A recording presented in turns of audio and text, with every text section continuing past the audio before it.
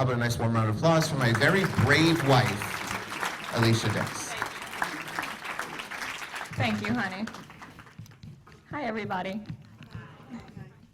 Oh, that was nice. What a good audience you are. I feel good about you already.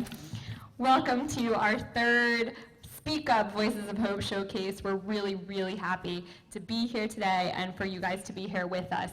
Matt and I are thrilled to have had the opportunity to continue to work with Voices of Hope and this amazing group of people, and I can't wait for you to hear their stories this afternoon. The partnership that we have with Voices of Hope is truly one of my favorite things since starting Speak Up. It's one of the best things for me that's come out of that.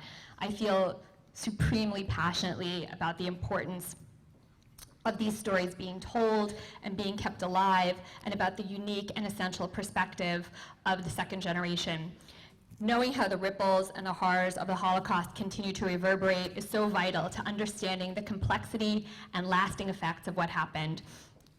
Through doing these workshops and working with people and hearing their stories, I feel like when you try to, if someone says, tell us about the Holocaust, it is like staring into the sun, that it's too big to describe, to explain, but by hearing the people whose parents went through this and their experience, having grown up with those parents, breaks it down. And I think it's so important to relate to that, to continue to have these stories on such a personal level. This amazing group of people have truly been a pleasure to work with. They've worked really, really hard, and they've been really fun, and I'm excited for them to shine in front of you today. There's a really amazing organization called The Moth, which is an international storytelling organization. They have a show on NPR each week. They have a podcast that you can download for free. And Matt and I had been listening. Their organization is all about highlighting people's personal stories. And Matt and I had been listening to their radio show and their podcast, and Matt got it in his head that he wanted to start telling stories for them. And he did. And he was traveling to New York and to Boston to tell stories. And after a while, we really were lamenting the fact that there was none of that in Hartford, and there wasn't a place to really hear people tell their personal stories. And so we started Speak Up back in May of 2013, really thinking that we would have, a show or two a year with our friends. And it's just been great to see the response that it's had in the Hartford community, that people really love storytelling and they're coming out for it. And like this, I really feel that all of those events are great for hearing people's personal stories and what people have gone through. I think it really promotes connection and understanding and empathy. So it's really been wonderful. And I'll tell you a little bit more about upcoming shows we have later on. Next up, we have Eliane Sandler. Eliane was born in Paris and moved to Tel Aviv in 1949, and then she arrived in the US in 1956 to a land she calls Queens. She spent her career as a middle school resource teacher, and now she's enjoying her retirement, playing early morning tennis, gardening, working with literacy volunteers of Greater Hartford, and spending time with her 3 daughters and her mom.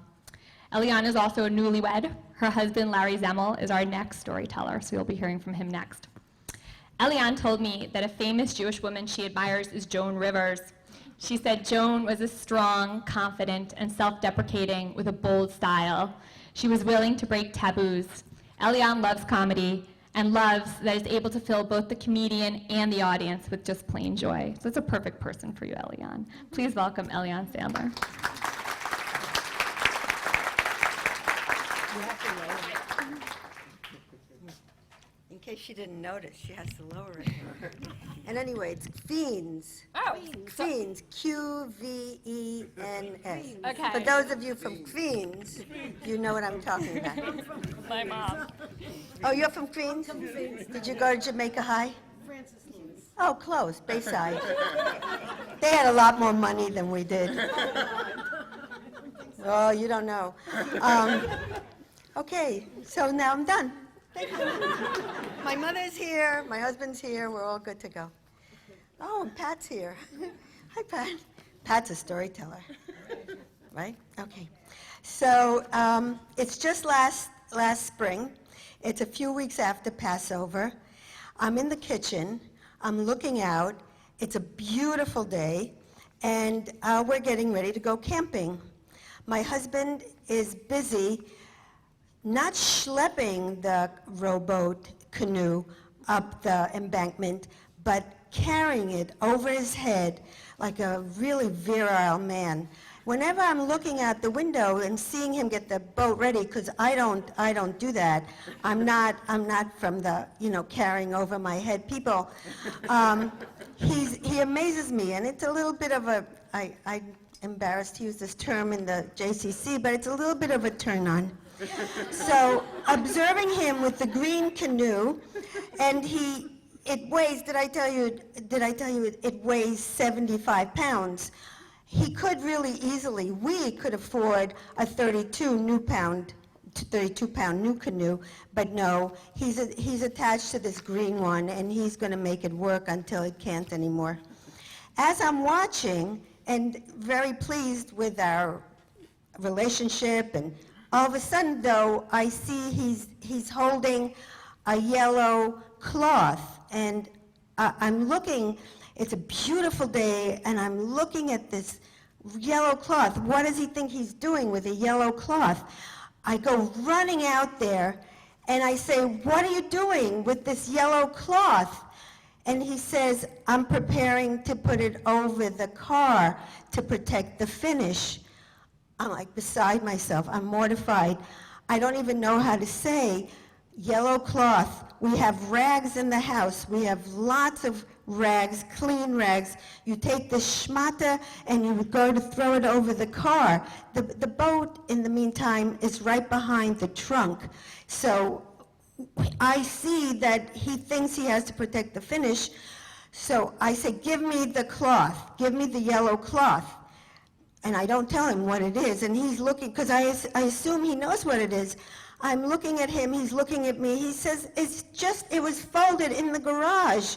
And I say, it was getting ready to go to the cleaners. And it's so special that it might even go to the French cleaners. For those of you who live locally, that's like the big league. So he looks at me confused, but he hands it over because the look on my face, I'm sure I overwhelmed him with fear. He gets done what he needs to do. He comes into the house after raising the boat by himself onto the car, and he looks at me with this attitude a little bit, and he says, "What's the big deal?" I'm using a cloth to prevent scratches on the car. I tell him there are clean rags, you're using a tablecloth. And through my crying, because I'm feeling really upset, I'm upset like, who is this man?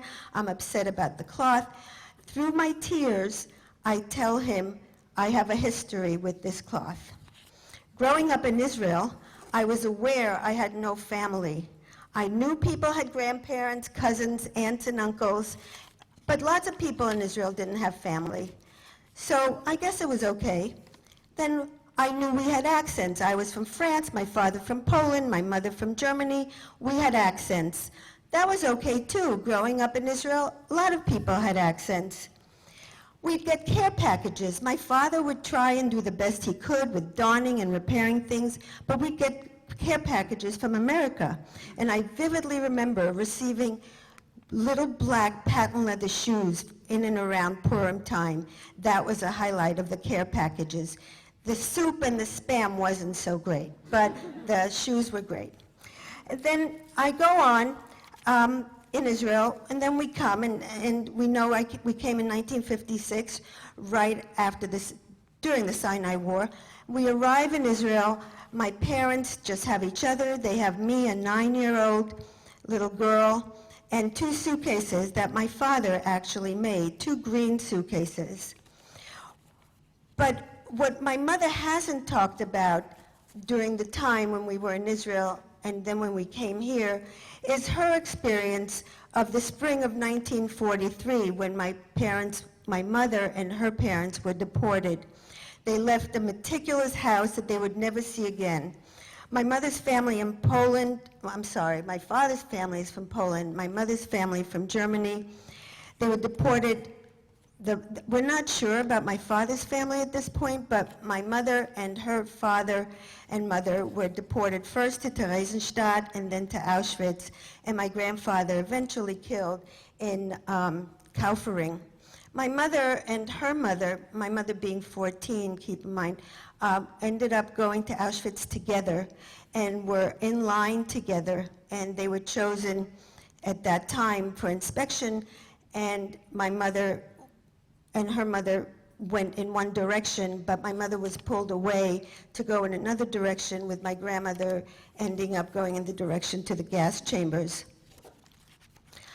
So we come to America, and one of the first things that I really remember at age 11, having arrived at 9, was being allowed to go to Federation sleepaway camp for 3 weeks.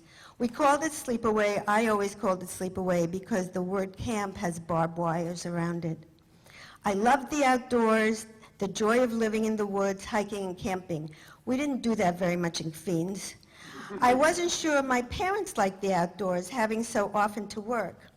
But I did learn about my mother going often when she was young with her father, blueberry picking into the woods and the mountains in Czechoslovakia. We called it Czech when we talked about it at home, and Germany. In America, my parents enjoyed rowboats on lakes, and for sure loved barbecues, but bugs no can do. I love to canoe now, and Larry and I go a few times a year camping. As I stood in my kitchen, I was clutching the yellow cloth and weeping. It looked like he wasn't sure what to think or feel. I was angry that an item I loved so got almost destroyed. It may be just a tablecloth, but it is the family linen my parents didn't have. It's making memories of sitting around a multi-generational table, meals, stories, opinions, laughing and crying. It is the roots I planted as a parent in America. It is the second-hand silver candlesticks I found in Israel on my own when visiting. It is the bechers for each one of my daughters, the Kiddush cup, what we put wine in on Shabbat, that are engraved that my parents gave my girls as a gift. It is the yad, the pointers that you use at the Torah when you're up at the bima, that my parents also gifted the kids with their names engraved. I think engraving has a really big connotation for us. I am building a future with new heirlooms. The yellow cloth has been my Pesach tablecloth for 35 years. Heritage has to start somewhere again. Larry just asked me if we could use the tablecloth when our kids come for Thanksgiving. I am among the remnants of survivors, and I am fortunate enough to make keepsakes to help me feel as whole as I can amidst a frayed but fortunate young family. I can't say exactly what I'm trying to achieve, but I know what these pieces feel like to me. It's sort of what I remember having, and yet I really never knew. When we leave for camping, my mother has often said, "Have a good time, like Acres unto hate." And then she said at one time, "I would never sleep outside. I only sleep outside if a Nazi is holding a gun to my head." This year, on Thursday, we're going to be a blended extended family around a table covered by a yellow tablecloth. Thank you.